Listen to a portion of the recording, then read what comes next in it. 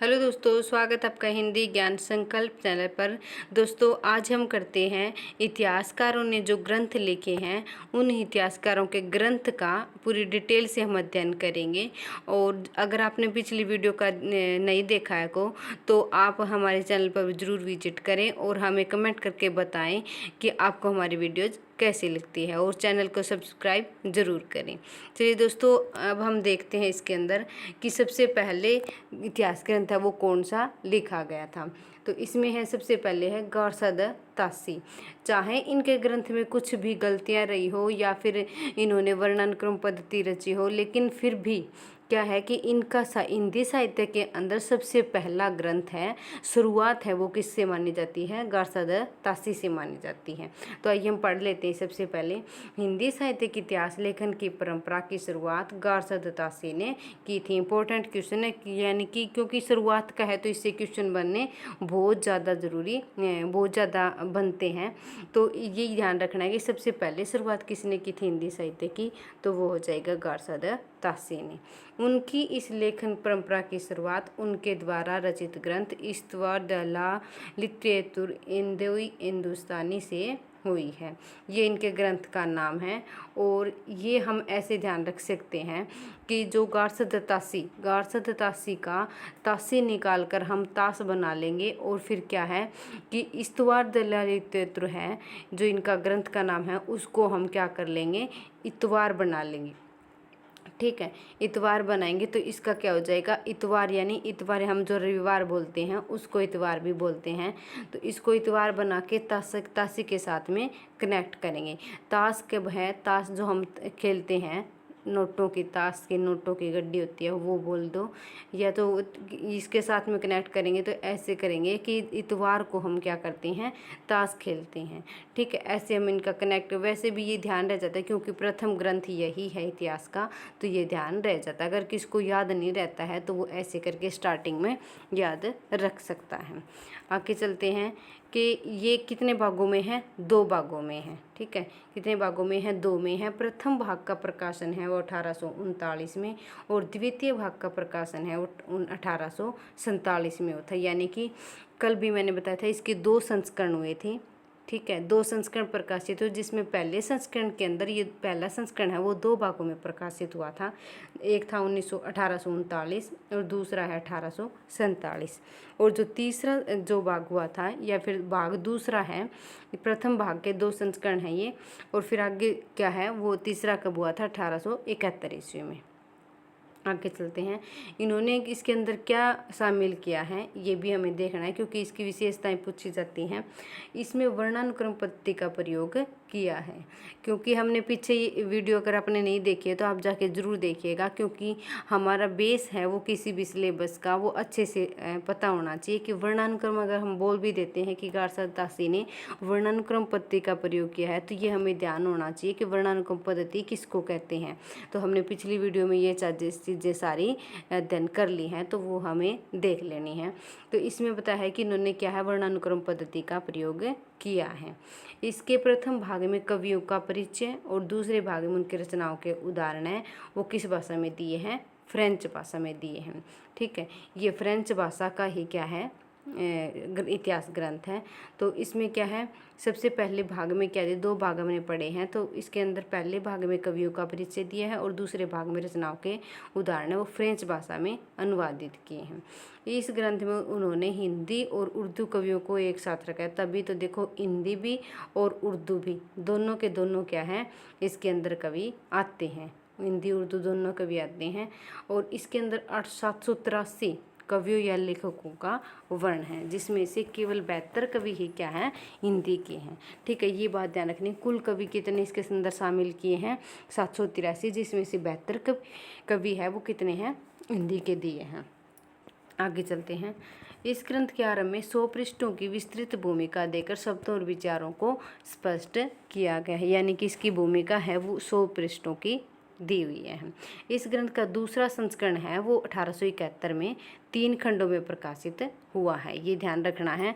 पहला संस्करण था वो 2 भागों में है और ये दूसरा संस्करण है वो 1871 ईस्वी में 3 खंडों में, ठीक है। पहला 2 भागों में और दूसरा संस्करण है वो 3 खंडों में प्रकाशित हुआ है। यह संस्करण पहले संस्करण से भी बहुत ज़्यादा विस्तृत था। आगे चलते हैं। यद्यपि इस ग्रंथ में अनेक त्रुटियां हैं, जैसे काल विभाजन का कोई प्रयास नहीं करना, ये हमने पीछे पढ़ा है कि इन्होंने वर्णानुक्रम पद्धति को अपनाया तो इन्होंने कालक्रम का कोई ध्यान नहीं रखा है।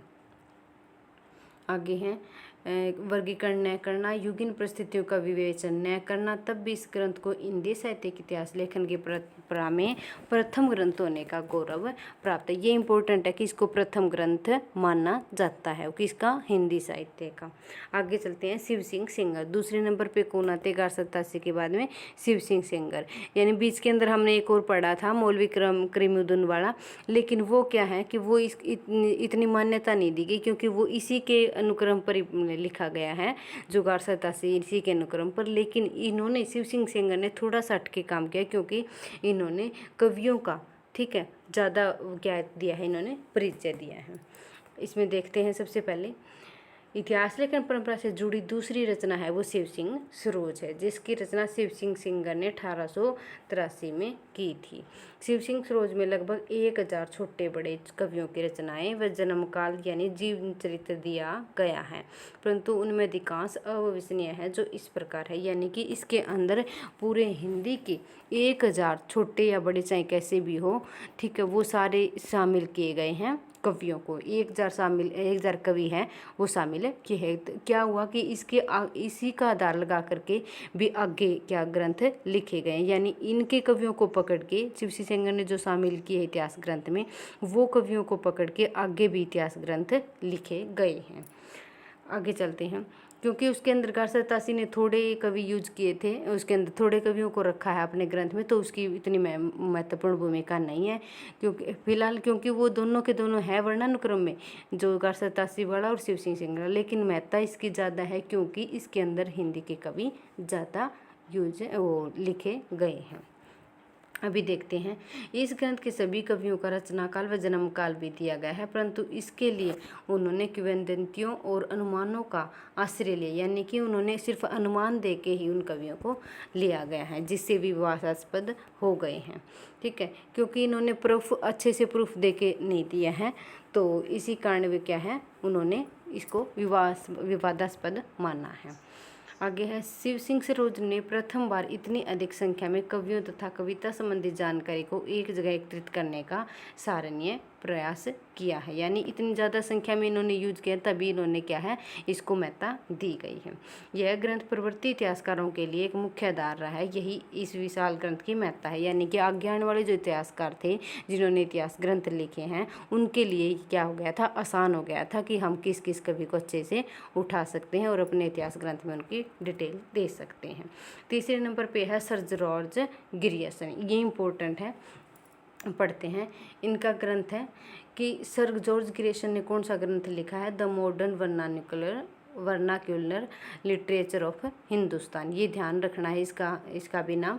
तो इसमें दिया है कि जॉर्ज ग्रियर्सन की यह कृति है जिसका प्रकाशन एशियाटिक सोसाइटी ऑफ बंगाल की एक विशेषांक क्या, यानी कि उसके अंक जो एक निकला था उसके अंदर इसको प्रकाशित किया गया था, ठीक है, जो ये पत्रिका है, ठीक है, एशियाटिक सोसाइटी ऑफ बंगाल है, उसके अंदर निकला था। इनका जो ग्रंथ है वो इसके अंदर निकला था, और किस रूप में निकला था, विशेष अंक के अंदर निकला था।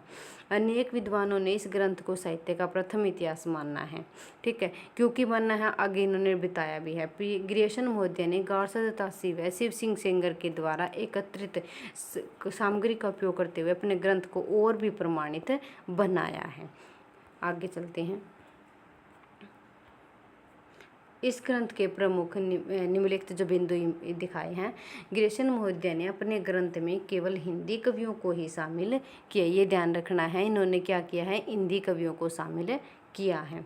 इस ग्रंथ में पहली बार कवियों और लेखकों को कालक्रमानुसार वर्गीकृत किया गया है। देखो, उन्होंने कोशिश की है, ठीक है। इसके बाद में कालक्रम के हिसाब से भी रखे जाने लगे थे, ठीक है।